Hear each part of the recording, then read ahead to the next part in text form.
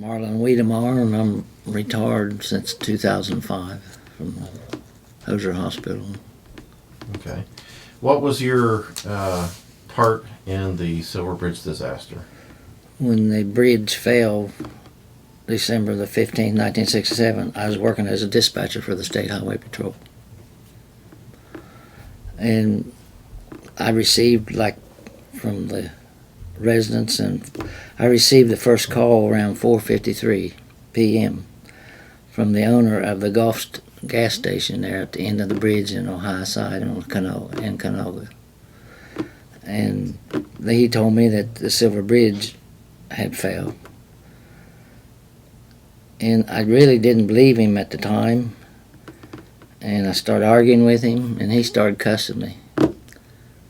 And when he started cussing me, because the reason I didn't believe him, because sometimes on Friday and Saturday nights, we would get calls from the bars on the Upper Route 7 that the bridge had fell. And, we get that quite often. So. Oh, somebody had called you about that before? Just pranks. Yeah. Okay. Just pranks, from the bars was up there.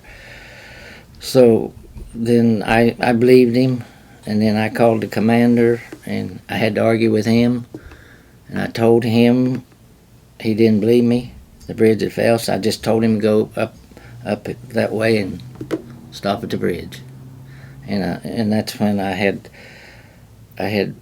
3 phone lines coming into the post, and all 3 of them at one time was ringing.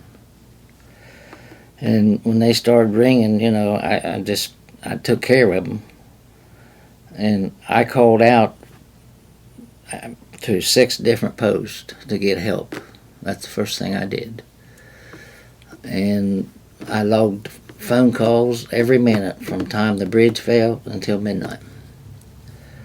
And my wife called, and my father-in-law worked in Huntington ACNF, and he came home that way sometimes, so we was lucky that day because he stopped to visit a friend. So there were so many residents calling the post trying to find out where their family member were on the bridge, because they was working at the Goodyear plant, and the shift changed at 4 p.m. at night. And the news went out fast. The news media kept calling, trying to find out information. With a half an hour, there were units coming in from different areas of the State Highway Patrol, and there were at least 12 that came in and was on the site within 45 minutes. Did you have radio contact Yes, with people at the scene? The patrolmen, but after they left the vehicle, no. Okay. And when I received the first call, there was 2 patrolmen eating up at the Highway Inn. There used to be a Highway Inn restaurant up there, right below the bridge before it fell. And I got a hold of them, and they was there on site real quick, when it happened.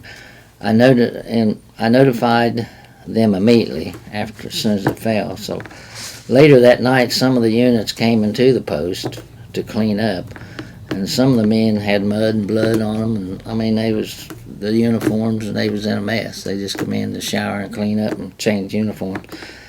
Approximately at 8 p.m., another dispatcher came in and to help me start taking the phone calls. And approximately at 9 p.m., I received a call from the Navy divers from down south, stating they was available if we need them. So, and the phones never let up.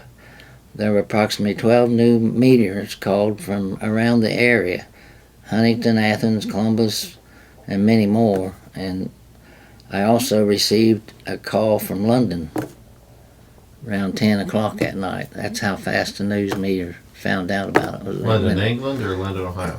It was in England. Okay. It was in England, and I couldn't hardly understand them what they were saying. So that's the only thing I have to say about it right now, because that's all that I knew about it. So what kind of calls were you getting? Just who was on it, like Goodyear families. They knew their people their workers, their relatives was on that bridge, and they didn't know where they got on it and fell in or what happened to them. There was a lot of calls from down the Goodyear How plant. could you respond to that? I just had to say, I can't relate to anything like that at this time. And they said, well, we'll go to the scene. So that's what was going on. What kind of did you get any reports back from state patrolmen who were at the scene? Not till they came into the post. Okay, what were they saying? They was just, you could just see their face that they seen something happen that they didn't believe. That was all. Mm-hmm. You just couldn't tell that they never even talked about it. Let's just put it, they never even talked about it when they came in. But you lived on the Ohio side? Yeah, I lived at Rio Grande at the time. Okay. I was just working for the State Highway Patrol at the time. Did this change your life in any way immediately afterwards? Well, yeah, it did in somewhat, because you never know what's going to happen to you. You want to look ahead and see what's going on, and think ahead. That something can happen to you any day. Probably the reason I'm saying this, I'm a pastor of the church up at Pyro at this time, so that kind of.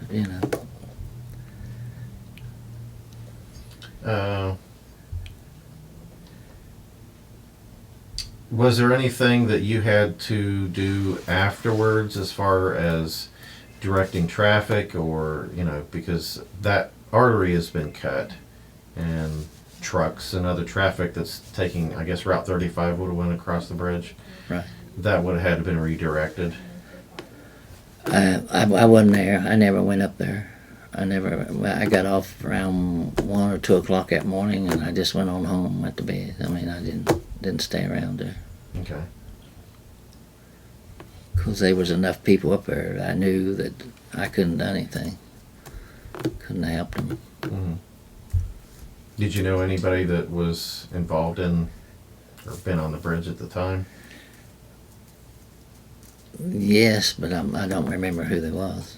I mean, it's been quite a few years since that happened, and I just was thinking about this, and it's been on my mind right on. I mean, it comes across my mind quite often. What went on that night? It's something I'll never forget. I'll probably take it to the grave with me.